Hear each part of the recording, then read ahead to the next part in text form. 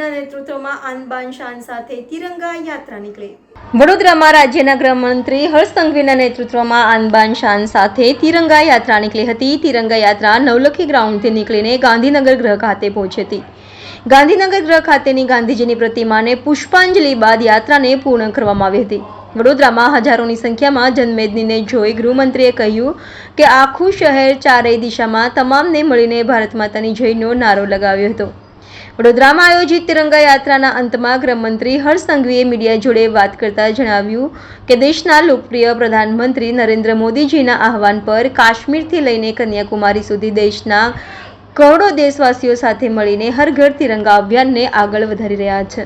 દેશના લોકપ્રિય પ્રધાનમંત્રી આદરણીય શ્રી નરેન્દ્રભાઈ મોદીજીના આહવાન પર કાશ્મીરથી લઈને કન્યાકુમારી સુધી દેશના કરોડો દેશવાસીઓ સાથે મળીને હર ઘર તિરંગા અભિયાનને આગળ વધારી રહ્યો છે। ત્યારે ગુજરાતમાં હમણાં સુધીના બધા જ રેકોર્ડો ગુજરાતની જનતાએ સાથે મળીને એક પછી એક રેકોર્ડો તોડતા જાય છે। 2 દિવસ અગાઉ એટલે કે પરમ દિવસે રાજકોટમાં યોજાયેલી તિરંગા યાત્રામાં આજ સુધી રાજકોટની સૌથી મોટી તિરંગા યાત્રા, હજારોની જનસંખ્યા તિરંગા યાત્રામાં જોડાઈ અને ખૂબ મોટી જનસંખ્યા આ યાત્રાને નિહાળવા માટે અને દેશના શહીદોને નમન કરવા માટે રાજકોટના રસ્તાઓ પર ઉતરી ગઈ। કાલે સુરતમાં આજ સુધીની સૌથી મોટી ઐતિહાસિક તિરંગા યાત્રા નિકાલવાનો શ્રેય ગુજરાતના લોકોને મળે છે।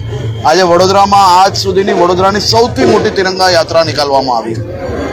માત્ર હોલ્ડિંગ એરિયા જ નહીં પરંતુ આખું શહેર ચારેય દિશામાં સર્વ સમાજના લોકો, સર્વ વર્ગના લોકો, સૌ ઉંમરના લોકો સાથે મળીને ભારત માતા કી જયના નારા ગુંજી રહ્યા હતા।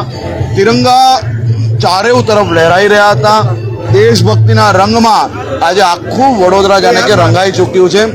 ગુજરાતમાં કચ્છના ભારત પાકિસ્તાનની સરહદ પરના ગામડાઓ હોય કે પછી ડાંગના આદિવાસી વિસ્તાર હોય, નાના નાના ગામોમાં ક્યાંક 5-25 લોકો તો ક્યાંક હજારોની સંખ્યામાં તિરંગા યાત્રા રૂપે લોકો સાથે મળીને એક જ અવાજ ભારત માતા કી જય, ભારતની ઉન્નતિ માટે દેશભક્તિના રંગમાં રંગાયેલા ગુજરાતના સૌ નાગરિકોનો આજે હું આભાર માનું છું અને ખાસ કરીને વડોદરાના શહેરીજનોને હું ખૂબ ખૂબ આભાર માનું છું। તમે કલ્પના કરો કે ભારે વરસાદ અને જ્યારે લોકો દેશભક્તિના રંગમાં રંગાવવા માટે આતુર હોય તો ક્યાંક ને ક્યાંક વરસાદ બી અમુક કલાક માટે રોકાઈ જાય। આ વડોદરાના શહેરીજનોની તાકાત છે ભાઈ। અને તિરંગા યાત્રામાં દરેક જગ્યા પર આવી ઘટના બની। કાલે સુરતમાં બી તિરંગા યાત્રાના કલાક પહેલા જ વરસાદ બંધ થયો, ભારે વરસાદ હતો, બંધ થયો। રાજકોટમાં બી આગળના દિવસે રાત્રે વરસાદ હતો, બંધ થયો। એટલે ક્યાંક ને ક્યાંક ગુજરાતના લોકો જ્યારે મનથી વિચારે છે કે દેશભક્તિના રંગે રંગાવવું છે તો કુદરત બી એમની પર મહેરબાન હોય છે। અને આ દ્રશ્ય તમે બી સૌ લોકોએ આજે જોયો છે।